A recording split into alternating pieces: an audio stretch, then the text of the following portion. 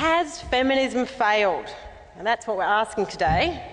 So let's take a quick look at the history of that question. 1967, the eve of the second wave of feminism, and the Bulletin magazine publishes an article insisting that the feminist flag was being flown with futility and that feminism was unpopular. And let's cut to 1976, and Harper's magazine publishes a cover story with the headline, "Requiem for the Women's Movement." Now, if those editors had only looked out the window, they might have noticed it wasn't a funeral procession going past. It was actually the biggest feminist-led upheaval since the suffragettes. Then in 1998, it was Time magazine's turn to ask, is feminism dead? And just in case you didn't think it was, the cover featured a picture of the skeletal Ally McBeal, as if to say a television character in desperate need of a feed was the appropriate barometer for the state of feminism. And even today, the obituaries keep coming. Not that long ago, our enlightened social critic and learned feminist scholar, John Winston Howard, declared that we are in the post-feminist period. Younger women don't need it anymore. So, declaring feminism dead, passé, unnecessary, or indeed failed, as we are debating today, isn't anything new. In the last 10 years, we've become used to such gloom and doom announcements. You know, feminism has let women down everywhere, it's been unsuccessful in delivering on its promises, and that the hoped-for feminist utopia just hasn't materialised. And of course it's true, women everywhere do still face problems. Some of them are enormous and daunting. But is this a sign of feminism's failure, or simply of how much work there is that still needs to be done? No feminist that I've ever met thinks that feminism has succeeded in the sense that it is a completed program with its work done and its goals achieved. Indeed, I personally think that the feminist revolution is only just getting started. Gender inequality is complex and it's pervasive, and it manifests in many different contexts throughout the globe. There is no quick fix. There is no simple solution to all the problems that women face. Let me give you an example. I recently came across a 19th century discussion of so-called conjugal rights, a man's legal right to have sex with his wife, rape her in effect, whenever he wanted. Now, for the first wave feminists in Australia, those active in the late 19th and early 20th century, the abolition of conjugal rights was an extremely important goal. Yet it took a century for rape in marriage to be outlawed in this country. It was 1985, in fact, in this state. Now, should we see these early feminists and their ideals as failures because it took a long time to achieve this goal? Or should we see them as heroic women whose fight would be continued by other women and whose aims would ultimately be achieved? Saying that feminism has failed is short-sighted and it's simplistic because it misunderstands and it underestimates both feminism and the problem that feminism is seeking to solve. You know, after all, who are these feminists who are said to have failed? And we've all usually got that archetype of feminist in mind. You know, oftentimes she's from the second wave of feminism. She's the activist who marched with women's lib in the 70s. She became a femocrat in the 80s, and ever since she's been hammering away at that glass ceiling.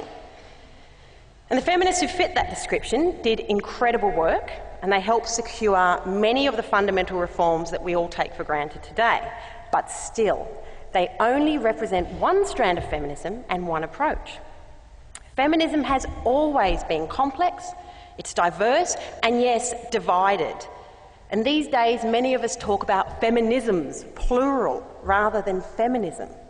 And similarly, there is no list of universally agreed feminist goals, no single feminist agenda that we could meaningfully declare a failure. Real feminism is constantly evolving and splintering. It's broad, it's dynamic. Feminism attempts to articulate and redress injustices against women in a dazzling variety of contexts. We don't have a Bible. It's not a cult. And there never was a feminist central command with Germaine Greer at the head of the coven declaring that by the year 2010 a specific set of demands must be met or the game's off. Yet reducing feminism to this simplistic stereotype than declaring it a failure is far easier, more entertaining, and it's probably more satisfying than grappling with that nuance. It makes a better headline for a Sunday magazine supplement. It just happens to be completely wrong. It doesn't even make sense to declare something as complex as feminism as having failed. Talk about shooting the messenger. Yes, some feminists have failed in achieving their goals, and others manifestly have not. There have been mistakes made, unintended consequences that still need figuring out.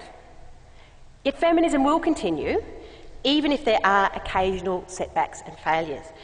And it will continue whatever we may think or say tonight. Because at the heart of all feminist activity is a simple desire to create a better and a more just world for women. Indeed, merely declaring yourself a feminist is an act of hope. It's a recognition that women's lives can be improved and that we don't want to be the doormats of humanity. And saying that feminism has failed is a way of surrendering that hope. Now, this doesn't mean we should never be critical of feminist ideas. It's not a love-in. Disagreement among feminists is a sign of health, not of failure. And the very fact that we are able to define and discuss the many complex problems that women still face is due to feminism. That words like sexual harassment, domestic violence, sexism, words which we now take for granted, have now entered the vernacular. Feminism has given us a language to talk about these issues. And in doing this, in putting them on the public agenda, feminism has succeeded, even if women's problems have not all been solved. So what of the future? Feminism is only as powerful as its constituents, and we hear again and again and again that young women don't want to be feminists anymore, that women just aren't interested in the bigger problems. Well, if that's true, then I've been hallucinating, because from what I see, feminists are everywhere. And I don't get out much because I've got 2 small kids. And yet I see feminists organising. I see them discussing and lobbying. There are feminist salons. There are feminist conferences. There's been a resurgence in books about feminist issues and women reading them. Feminist voices are highly vocal in broader social justice groups, in mainstream political parties, and in their youth organisations. And internationally, momentum is growing, for example, with movements which tackle sex trafficking and gender-based violence. I'm sure many of you have heard of the Half the Sky movement. Everyone is talking about this at the moment. There is debate, there is dialogue outside of our own backyards. And if you don't believe all this, get online and take a look. Feminists are all over the internet, from blogs to online campaigns.